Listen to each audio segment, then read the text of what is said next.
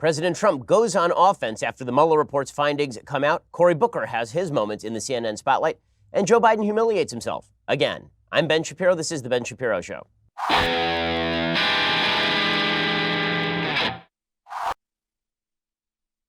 Prepare thyselves for a blast of anger coming at you very, very shortly, because I have something to say to the British newspaper, British magazine, The Economist. I'll get to that in just one moment. First, something we all can agree on. It's good to save money, and getting the best deal is important, and this is why you ought to use Honey. You've probably heard me talk about Honey, the amazing free browser extension that automatically helps me save money on all my favorite sites. But I wouldn't be doing my job if I didn't tell you how Honey even makes Amazon better. So how could that happen? I mean, Amazon's pretty great. I love Amazon. Well, here's how it works. With millions of sellers on Amazon selling the same products, you know you're getting the best price when you use Amazon, when you use Honey. Because as you shop on Amazon, Honey's best price finder automatically compares the prices of millions of sellers that carry the item that you want. I use Honey every time I shop at Amazon. I've saved money in the past month on everything ranging from a set of weights to various books. And Honey is just fantastic. It's basically free money. More than 10 million people are using Honey to save money. They have over 100,000 five-star reviews on the Google Chrome store. Time Magazine says it's basically free money because it is. Next time you're shopping on Amazon, treat yourself to the free upgrade that guarantees you always get the absolute best price. Add Honey for free at joinhoney.com/Ben. That is joinhoney.com/Ben. You can add Honey to your browser for free. All it does is sit there and save you money. Seriously. Joinhoney.com/Ben. Honey is the smart shopping assistant that helps you save time and money. Okay, so I will get to the big national news of the day. But first, I need to discuss something. The media. The media so many of them are just bad at their jobs. I mean, legitimately bad at their jobs. So this week, congratulations to you, the readers. Congratulations to us. We are number one on the New York Times bestseller list for this, The Right Side of History. We actually knocked Michelle Obama's book down to number 2 for the first time in months because so many of you went out and bought a copy of The Right Side of History. This book is all about how Western civilization was created, the fundamental ideological and philosophical grounding of Western civilization. It is all about the eternal truths and immutable principles that our civilization is based upon. And the book is extraordinarily anti-racist because if you listen to the show, you know the show is extraordinarily anti-racist because if you've read my writing, you know that my writing is extraordinarily anti-racist. You know also, if you followed me for more than 30 seconds, that I am the bête noire of the so-called alt-right. The alt-right movement is a white supremacist, white nationalist, white separatist movement in the United States that essentially attributes Western civilization to color. They basically make the argument that Western civilization is great because it's white people. It's not because of the immutable principles. It's not because it actually has the capacity, Western civilization, to integrate people of various faiths and various ethnicities and various backgrounds. No, it's not because of that. It's because of color. And that is the argument of the alt-right. It is disgusting. It is unbased in fact. It is unbased in decency. And it is unbased in philosophy. And I have been ripping the alt-right for legitimately years at this point. My record on this is not unclear. Not only is it not unclear, I was the number one target of the disgusting alt-right in 2016, according to the Anti-Defamation League. I received a grand total of 40% of all hatred directed at Jews online in 2016 by the alt-right was directed at me personally. Because of the alt-right, I still have security walk me to shul on Sabbath. Okay, so when people declare that I'm somehow associated with the alt-right, you can tell that they are completely full of bleep. Well, that's what The Economist did today. So The Economist, of course, is a major national weekly in Britain, and they did a podcast interview with me. And the podcast interview is actually great. If you go and listen to the podcast interview, it's actually well worth listening to. There's a lot there. The audio was released last week, and I tweeted it out because I thought that the interview was so good. Well, today, in the aftermath of my book hitting number one on the New York Times bestseller list, The Economist decided it was time for a little revenge. So they released an article, and the article's title is, quote, "Inside the Mind of Ben Shapiro, the alt-right sage without the rage." Well, they got all of this wrong. All of this wrong because, in fact, not only am I not alt-right, now I'm rageful. Now I'm pissed off because it's just a lie. And here's the thing. The interview is about the book. If they had read the book, they would have realized that there are multiple references to the evil of the racist alt-right. Multiple references to it. I'm not hiding the ball here. I hate the alt-right. I think that what they stand for is disgusting and despicable. The notion of ethnic solidarity, that ethnicity alone should be the basis of tribal affiliation, I find to be repulsive. And when people say, well, yeah, but you're a Jew. No, I care about religious Judaism. I don't care about ethnic Judaism. It makes no difference to me. This alt-right nonsense is a blot on Western civilization. And I say that in the book they interviewed me about. I say that in The Right Side of History. This is a quote from the introduction. It's talking about Ta-Nehisi Coates, and Ta-Nehisi Coates essentially suggesting that America is a deeply racist place, that we are divided on the basis of race. Here's what I write. The photo negative of Coates' perspective comes courtesy of the racist alt-right movement, which accepts Coates' characterization of American politics, but sees things in reverse, an America overrun by identity politics of racial minorities. The alt-right loves Coates' characterization of white America as all-powerful. As Richard Spencer told New York Times Magazine contributing writer Thomas Chatterton Williams, this is why I'm actually very confident, because maybe those lefties will be the easiest ones to flip. More than that, the alt-right also sees the world in terms of a race war, one they hope one day to finally win. That is in the introduction. A couple of pages later in the introduction, quote, during the election cycle, I was highly critical of both candidates. As a conservative, I'd been a lifelong critic of Hillary Clinton, but I was also highly critical of Donald Trump. Thanks to my criticisms of Trump, and thanks to my very public break with Breitbart News, an outlet I believed had become a propaganda tool for the Trump campaign, I quickly found myself targeted by a new breed of radical. In late March, the execrable Milo Yiannopoulos penned a story at Breitbart openly praising the alt-right, including odes to racist cretins like Richard Spencer. Egging on his alt-right followers, cheering on their jolly trollery, Milo sent me a picture of a black baby on the day of my son's birth that May, the point being that I was a cuck. Over the course of the 2016 campaign, I would become the top recipient of anti-Semitism among Jewish journalists on the internet by a huge margin. According to the ADL, approximately 19,253 anti-Semitic tweets were directed at journalists during the August 2015 through July 2016 period. I personally received 7,400 of those tweets, or 38% of the total. Okay, this is just this is in the introduction. In the introduction, you don't have to read all that far. And then, if you skip forward in the book, you'll see that I talk at length about the alt-right again. I talk at length about how the alt-right's belief system is disgusting. In a section titled, I kid you not, The End of Progress, I write this. Racial solidarity among members of the intersectional coalition has also driven reverse racial solidarity from the so-called alt-right, a group of racists who have sought to promote white pride. Leaders in this movement include the execrable Richard Spencer, Jared Taylor, and Vox Day, all of whom use IQ data to explain racial disparities while claiming that the roots of Western civilization lie not in ideas, but in race. The alt-right remains a fringe movement, but their arguments have penetrated into more visible circles thanks to a reactionary tendency by some on the right to embrace anyone who supposedly opposes political correctness. I'm not hiding the ball here, guys. I hate the alt-right. They're disgusting. But here is what the fools in the mainstream media have done. Here is what it's jackassery of the highest order. They've lumped in people like Dave Rubin, a gay Jewish man, and Jordan Peterson, an active opponent of the alt-right, with the alt-right. They've lumped in me with the alt-right. They've taken mainstream conservatives and non-conservatives, anyone with heterodox views, and they've said these people are the real problem. These people are the alt-right, because they don't know what alt-right means. To them, alt-right just means right. Well, I'll give you a hint. Alt-right has the prefix alt in it, and it stands for alternative. It was originally coined by actual white supremacists because it was supposed to be an alternative right that rejected the tenets of conservatism. This is why it didn't even make sense when people were quoting the manifesto of the disgusting Christchurch shooter to suggest that conservatives were somehow responsible. The manifesto itself says conservatism has conserved nothing. Conservatism has bought into basic ideas of individual liberty and individual rights. Conservatism hasn't conserved white civilization. The alt-right makes an argument that conservatism, classical liberalism, that these things are very bad.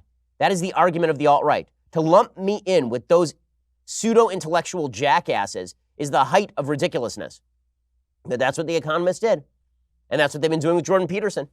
And that's what they've been doing with everybody ranging from Sam Harris to Bill Maher, depending on the day. This is insanity.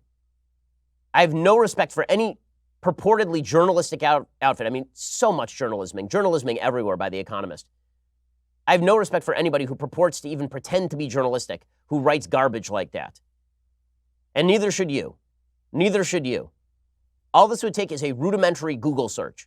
Instead, they decided to go for the clickbait. They decided to go for the slander. All because they were just ticked off, presumably, that the book sold so well. All because they were just ticked off that we were #1 on the New York Times bestseller list. Because again, they tweeted out the audio last week without any of this slanderous crap. But now they tweeted out with the slander. And of course, that's what's getting the clicks, because you come after me and you call me a racist, you're more likely to get clicks than if you come after me and suggest that I'm defending Western civilization. Okay, well, I do think that this does have a linkage to the more general left view of Western civilization as inherently linked to race. As I say in the book, one of the big problems we have right now is that all of the ties that bind us, the ties that tie us together, the things that make us a civilization together, the principles, the immutable principles of the innate value of the individual, the belief that we have free will, that we are responsible for our own actions, that the universe is an orderly, understandable place, and that we have the capacity to sit and discuss with one another. These concepts, which are rooted in both Judeo-Christian morality and in Greek teleology, that these very concepts have fallen under attack. And there's a whole group of people in the West who do see Western civilization as racial. On the right, those come in the form of alt-right racists. And on the left, this comes in the form of people who label Western civilization itself inherently bad and the institutions of Western civilization themselves inherently racist. The idea is that Western civilization in reality is merely a pretext. That when we talk about Western civilization, what we really mean is race. This is how the left gets to the point where they can lump me in with people who want to kill me. The left gets there through a quick trick of logic, and I'll explain the quick trick of logic to you in just 1 second. First, let's talk about your sleep quality. So I will admit, I didn't sleep that great last night, but that is not because of Boll and Branch. Boll and Branch will ensure that your sleep is better. How? Well, they make the world's best sheets. Getting a great night's sleep is easier and more affordable than you think. You don't need a new expensive mattress or sleeping pills. You just need to change your sheets. That's why you should check out Boll and Branch. Everything Boll and Branch makes, from bedding to blankets, is made from pure 100% organic cotton. It means they start out super soft, they get even softer over time. You can buy directly from Boll and Branch, so you are essentially paying wholesale prices. Luxury sheets can cost up to $1,000 in the store. Boll and Branch sheets, only a couple $100. Everyone who tries Boll and Branch sheets loves them. That's why they have thousands of 5-star reviews. Forbes, The Wall Street Journal, Fast Company, they're all talking about Boll and Branch. Even 3 U.S. presidents sleep on Boll and Branch sheets. Shipping is free. You can try them for 30 nights. So if you don't love them, send them back for a refund. But you're not going to want to send them back. My wife and I have Boll and Branch sheets. They're so good. We legitimately took all the other sheets in our house and threw them out and got more Boll and Branch sheets because they ruin sheets for you. They're that good. To get you started right now, my listeners can get $50 off your first set of sheets at bollandbranch.com, promo code Ben. Go to bollandbranch.com today for $50 off your first set of sheets. That's BOLL and branch.com, promo code Ben. Bollandbranch.com, promo code Ben. Go check it out right now. Okay, so how does the left commit this trick where suddenly the conservatives are all alt-right? It's because what they say is that when people use the term Western civilization, they're inherently reinforcing a racist hierarchy. So when I speak about generalized principles, when I write a 250-page book about the principles of Western civilization, going all the way back 3,000 years to Sinai and then through ancient Greece, when I do that, what I'm really doing is reinforcing the racial power hierarchy in the United States and in the West. So anyone who stands up for Western civilization is, in fact, in sophisticated fashion, standing up for this racial power hierarchy. Now, that's a bunch of crap, but you can see that this mindset has infused a certain element of the left, and that element of the left is unfortunately gaining strength. It really is a threat to the civilization upon which we stand. A great indicator of this is Joe Biden. So Joe Biden was vice president of the United States, and yes, he's a dolt, and yes, he's a dullard, but Joe Biden said yesterday that English jurisprudential culture, you know, the culture that brought you equal rights under law, that brought you limited government, that brought you the idea of constitutional monarchy, that brought you the idea of tort law, you know, that culture that basically built the Anglosphere, that culture is bad. It's very bad. In fact, it's racist. It's white culture. He's saying the same thing in his way as the alt-right. The alt-right just says English jurisprudential culture is great, and it's great because white people created it. And now Joe Biden is saying English jurisprudential culture is bad, and it's bad because white people created it. I realize I get a little too passionate about this sometimes, but we all have an obligation to do nothing less than change the culture in this country. That's just the laws. We change the laws. Change the culture. The culture. This is English jurisprudential culture. A white man's culture. It's got to change.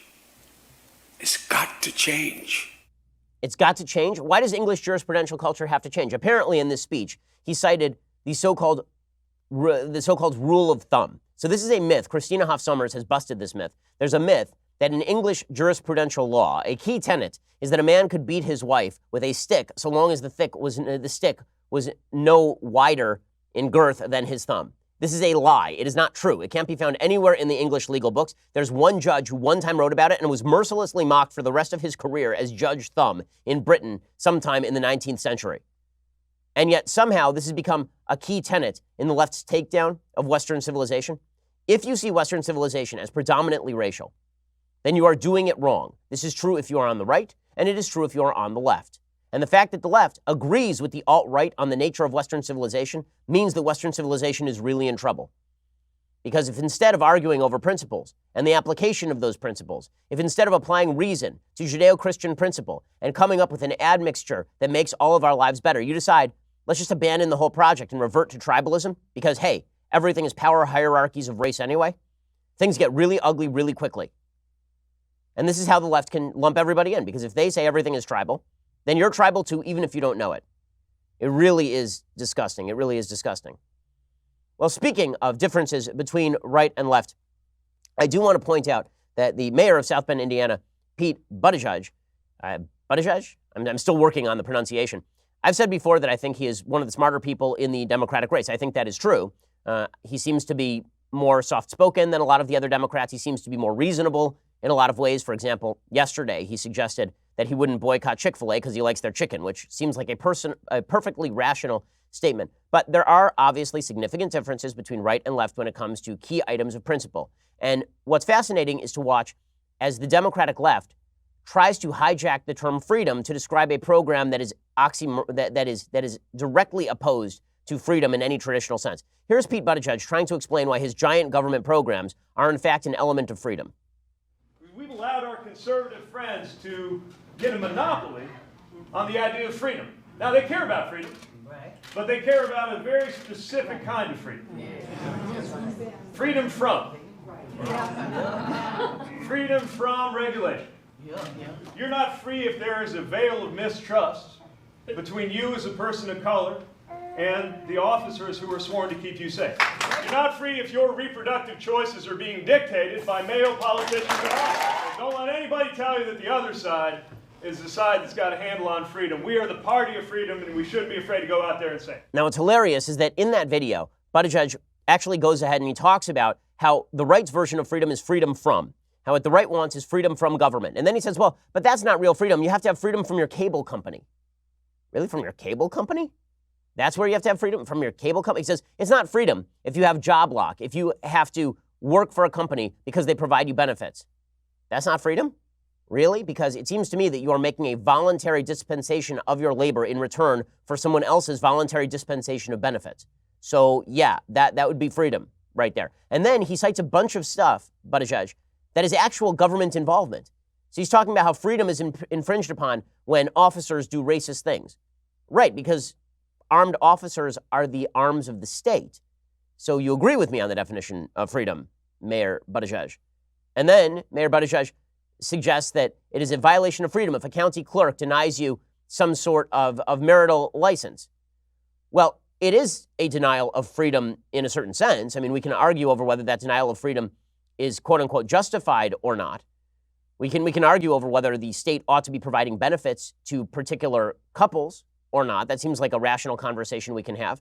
But if he's talking about the state cracking down on voluntary sexual activity that is consensual in nature, then we agree, and we're just both libertarian. It's amazing. One of the things that the left is fond of doing, as you see with the term alt-right, is they define the term, and then they proceed to expand the term dramatically to include stuff they want to include. So alt-right starts off as an actual descriptor of an actual group of people, and then it quickly expands to include anybody with whom they disagree. And it is the same thing with the word freedom. Freedom starts off with a pretty exact definition, which is freedom from government intervention, freedom from the government cracking down on you. And then they expand it to include freedom from anything that you don't want. And then they expand it to include freedom to take stuff from other people. By gradually expanding the definition of words, they change the way that people think, folks on the left. That is the goal. And you see this in many areas of American life. You see this with regard to sex and gender, for example. So the left starts off by arguing that gender is distinct from sex. Your self-identification as a man or a woman is distinct from your biological sex. That is, at best, an arguable biological proposition. But as a logical proposition, I guess you can make the argument. But then what the left quickly does is they expand the definition of gender to re-encompass biological sex. So, in other words, you are a biological male, and you are a gendered female, according to the left, this means that you are a female. In a biological sense, you now have a female penis. And now, that doesn't make any sense, but they've expanded the terminology so as to embrace all that they wish to embrace. Playing with words is a very clever way of doing all of this. And it's fascinating. You can always watch by how the terms expand, and contract. You can see where the left moves just by following the etymology of the terminology that they are using, following the history of the words that they like to use.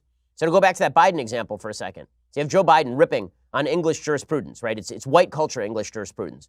I'm old enough to remember when his former boss, Barack Obama, defended Anglo-American legal culture in 2006. He said Anglo-American legal culture was quite a good thing, but now the left is demeaning it. Now Anglo-American culture encompasses racism. Weird, because it didn't before when Barack Obama was talking about it. In that speech, I spoke about why I love this country, why I love America, and what I believe sets this country apart from so many other nations in so many eras.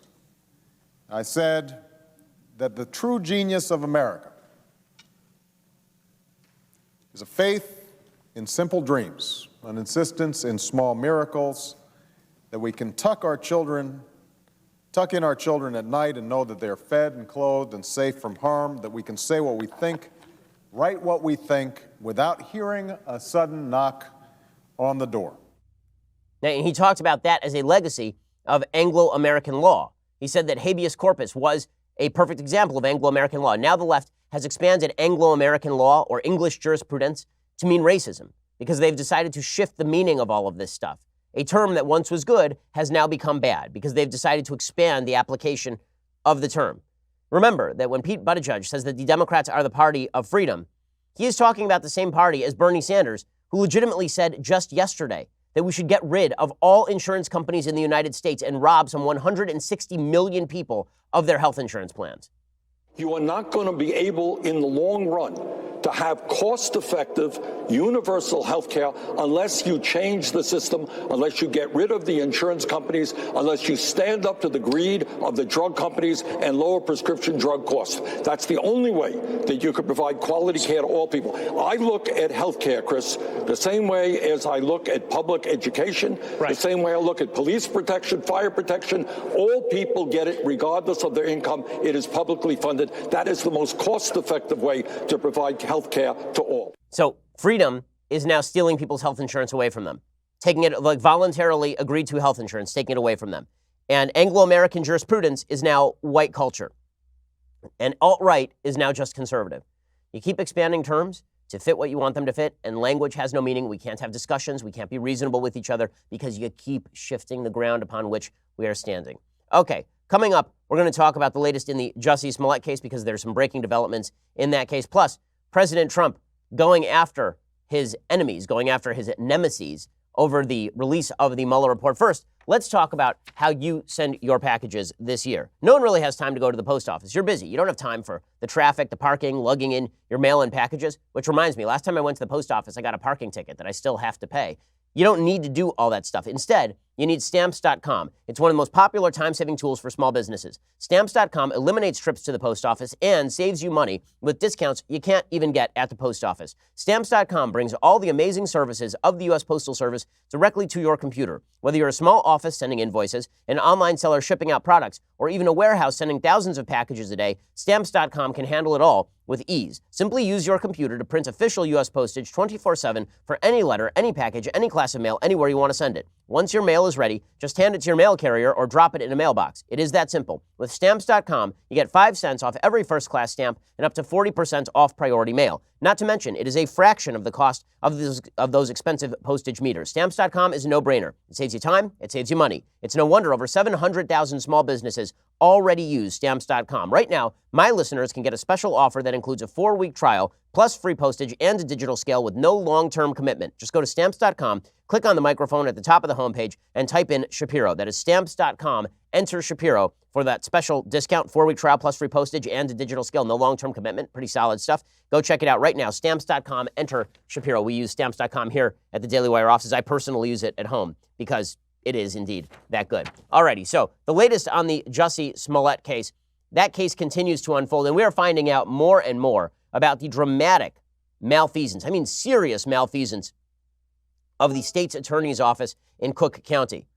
So Fox, the woman's name is Kim Fox. She's the state's attorney's office. 10 minutes ago, she confirmed that she did not actually recuse herself from the Smollett case, legally speaking. Apparently, her spokeswoman, Tandra Simonton, said, quote, the state's attorney did not formally recuse herself or the office based on any actual conflict of interest. As a result, she did not have to seek the appointment of a special prosecutor under the law. Instead, she simply took her first assistant, Joe Maggots, out front to take the beating that would come. Quote, although we use the term recuse as it relates to state attorney Fox's involvement in the matter, it was a colloquial use of the term rather than in its legal sense. Oh, is that what happened there? You just colloquially recused yourself without recusing yourself, like actually recusing yourself. Yeah, that's a little corrupt. In fact, the breaking news, the FBI is now telling local ABC News reporter Rob Elgis that they are reviewing the circumstances surrounding the dismissal of the criminal charges against Empire actor Jussie Smollett. Remember the guy who's the victim of the fake hate crime? It's hilarious. The left is now out there defending him. DeRay McKesson is out there defending him. Why? Because there's the headline that says that the police put up the two Nigerian brothers who allegedly beat him up in a hotel for a night. Why? Because they were witnesses. They were cooperating witnesses, guys. So it's probably that. So they're buying Jussie Smollett's argument that presumably that he was actually beaten in a hate crime by two people he was friends with and called an hour before and signed a check to afterward. It's a weird contention.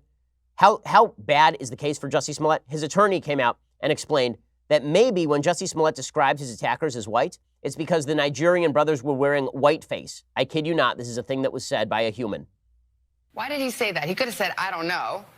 He could have, but this, again, he's being truthful. But if it's the Osundairo brothers, what are the chances that that's the case, that he saw somebody with light skin? Well, I think there's, obviously you can disguise that. You could put makeup on. There is actually, interestingly enough, a video. I think police did minimal investigation in this case. It took me all of 5 minutes to Google. I was looking up the brothers, and one of the first videos that showed up actually was one of the brothers in whiteface doing a Joker monologue with white makeup on. And so it's not implausible.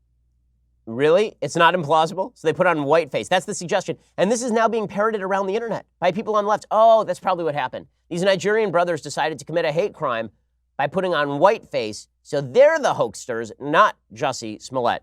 How bad was the handling of this entire case? So bad that the National Association of District Attorneys torched Kim Fox yesterday. They put out a statement. They said, quote, first, when a chief prosecutor recuses him or herself, the recusal must apply to the entire office, not just the elected or appointed prosecutor. This is consistent with best practices for prosecutors' office around the country. Second, prosecutors should not take advice from politically connected friends of the accused. Each case should be approached with the goal of justice for victims while protecting the rights of the defendant. Well, yeah, and what they're referring to there is that Tina Chen, who is a former aide to Michelle Obama, called up the district attorney in this case, the state's attorney, and asked her to drop the case, basically. Third, when a prosecutor seeks to resolve a case through diversion or some other alternative to prosecution, it should be done with an acknowledgement of culpability on the part of the defendant. A case with the consequential effects of Mr. Smollett's should not be resolved without a finding of guilt or innocence. Yes, this is what we commented yesterday. If Smollett were going to be let off the hook, at least he would have to apologize. Now, fourth, expunging Mr. Smollett's record at this immediate stage is counter to transparency. Law enforcement will now not be able to acknowledge that Mr. Smollett was indicted and charged with these horrible crimes, and the full record of what occurred will be forever hidden from public view. Finally, we believe strongly that hate crimes should be prosecuted vigorously, but the burden of proof should not be artificially increased due to the misguided decisions of others. So even the National Association of District Attorneys is looking at Kim Fox and saying, what the hell is wrong with you? How bad was Kim Fox's decision here?